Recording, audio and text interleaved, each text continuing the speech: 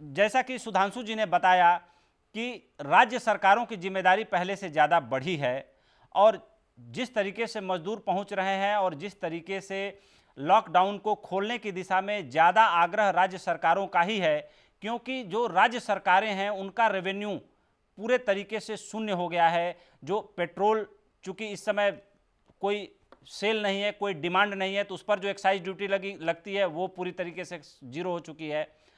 जो कारोबारी एक्टिविटी होती है उस पर जो जीएसटी जनरेट होती है वो इस समय ठप पड़ चुकी है। शराब चूंकि बंद है इतने दिनों से, तो जाहिर सी बात है कि इकोनॉमिक एक्टिविटी भी एक चीज़ है, उसके भी सत्य को स्वीकार करना पड़ेगा।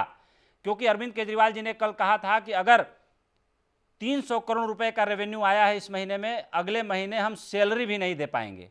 ऐसी स्थिति में आपको क्या लगता है कि जो शराब की दुकानें खोली गईं उनके पीछे क्या रणनीति रखनी चाहिए थी? जिस तरीके से सोशल डिस्टेंसिंग की धज्जी उड़ी, जिस तरीके से लोग एक दूसरे के कंधे पर सवार हो गए शराब खरीदने के लिए, तो ऐसी स्थिति में आपको नहीं लगता कि कोरोना संक्रमण का जो मामला एक दिन में सबसे ज़्यादा रिपोर्ट हुआ है, सबसे ज़्यादा एक दिन में मौतें हुई हैं, अगर इस तरीके से होगा जिसको आम तौर पर लोग समझ रहे हैं कि हिंदुस्तान में बहुत ज़्यादा फैटल नहीं होने वाला है, तो आज का जो डेटा है वो बहुत ज़्यादा चिंतनीय है और डराने वाला है।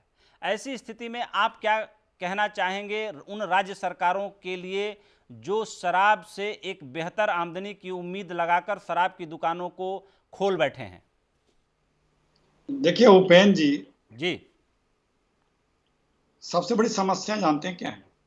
वह जो हमारे दिल्ली की सरकार है, उसे ये घमंड है कि हम सब जानते हैं और हमसे ज्यादा काबिल कोई नहीं।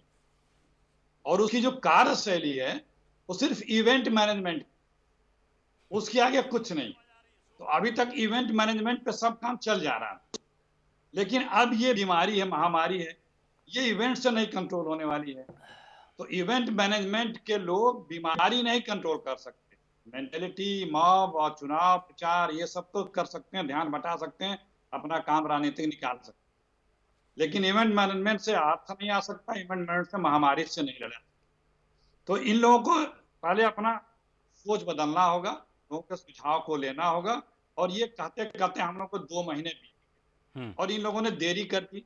जब राहुल जी 30 जनवरी को बोले, 12 फरवरी को बोले, पूरे फरवरी तक बोले, लोग उपहास करते रहे, विदेशों से लोग लाते रहे, राष्ट्रपति ट्रंप नमस्कार करते रहे, उनके साथ लोग आते रहे, तमाम लोग आते रहे। उन लोगों ने, क्योंकि कोरोना तो बाय एयर आया है, बाय रोड बाय ट्रेन तो आया नहीं है, उन लोगों ने पूरे हिंदुस्तान में खूब ठीक से कोरोना कोरोना कर दिया।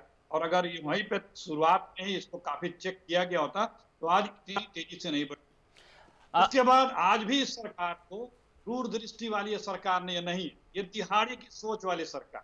अखिलेश जी, आपने बहुत अच्छी बात कही। मैं सुधांशु जी से सीधे ले रहा हूं। 3 बातें आपने कही कि एक तो इवेंट मैनेजमेंट वाली सरकार है, सरकार को घमंड है, और ये जो आपने तीसरा शब्द कहा वो मैं पूरी तरीके से नहीं सुन पाया, लेकिन ये जरूर है कि सुधांशु जी, अक्सर कांग्रेस पार्टी जो घमंड का आरोप लगाती है कि इस पार्टी के सिर में और पार्टी के नेताओं के सिर में घमंड चढ़ के बैठ गया है, और प्रधानमंत्री पर अक्सर इवेंट का आरोप लगता है कि वो इवेंट को बहुत अच्छे से कंडक्ट करवाते हैं।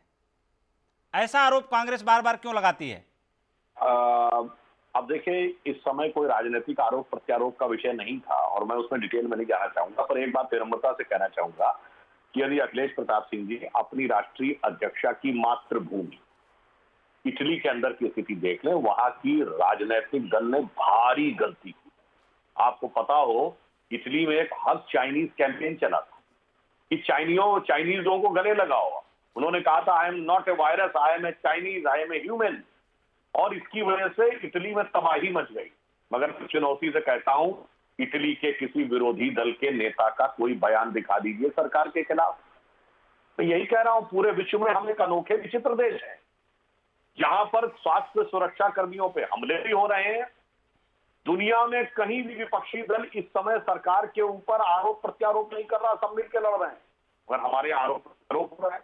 और सीमा यहीं तक नहीं है, हमारे यहाँ सांप्रदायिक राजनीति हो रही है और तक जाया जा रहा है, विदेशों से लेकर बयान दिलाने में प्रयास किया जा रहा है।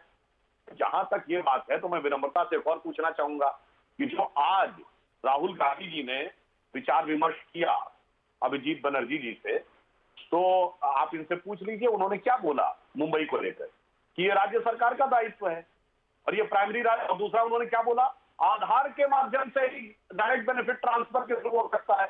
ये दोनों बातें तो जो राहुल गांधी जी ने किया है उसमें अभिजीत बनर्जी जी ने बोली है, ये दोनों बातें तो वो हैं जिनका की कांग्रेस पार्टी विरोध करती रही है, आधार का भी और खातों का डायरेक्ट बेनिफिट ट्रांसफर के द्वारा ही इसका निदान नहीं कर सकता, हमारा सरकार की जिम्मेदारी है। तो कृपया इसी पे वो उत्तर दे दें।